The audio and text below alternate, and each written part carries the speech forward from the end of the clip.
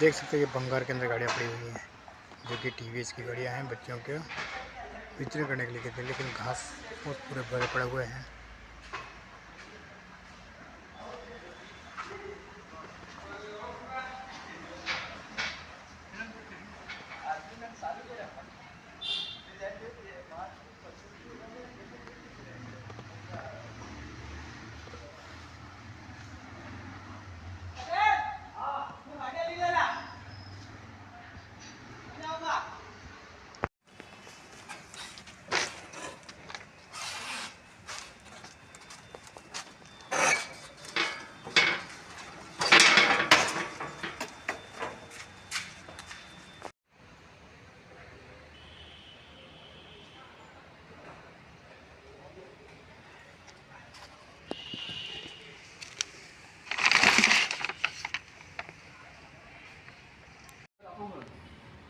इसमें तुम्हारा कोई थोड़ी है।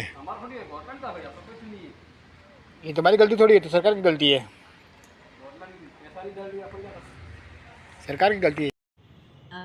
हमारा महाविद्यालय जिले का नोडल महाविद्यालय है, जिसमें कालीबाई भील स्कूटी योजना एवं देवनारायण स्कूटी योजना के अंतर्गत छात्राओं को स्कूटी वितरण का कार्य किया जाता है। इसके अंतर्गत जो उनके दस्तावेज हैं वो जांच का कार्य करके हम लोग आयुक्तालय भेजते हैं और वहीं से स्वीकृति आती है उनके वितरण कार्य के लिए।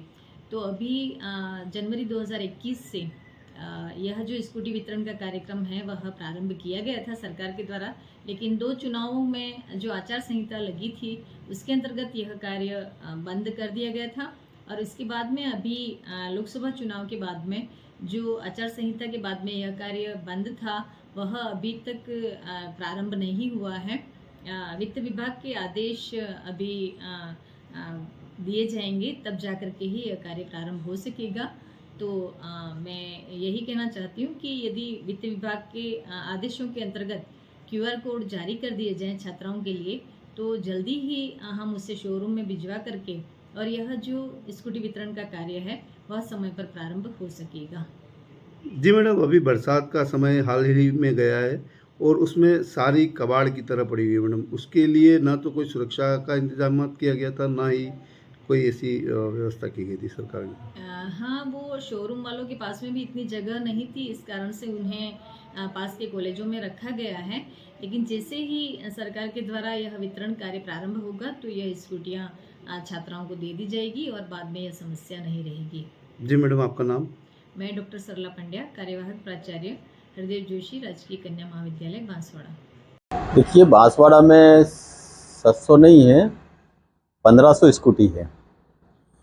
3000 स्कूटी 2023 में आई थी, 1500 वितरण हो गई और 1500 अभी वितरण नहीं हुई है। इसके पीछे QR कोड जो जारी होता है वो नहीं हुआ।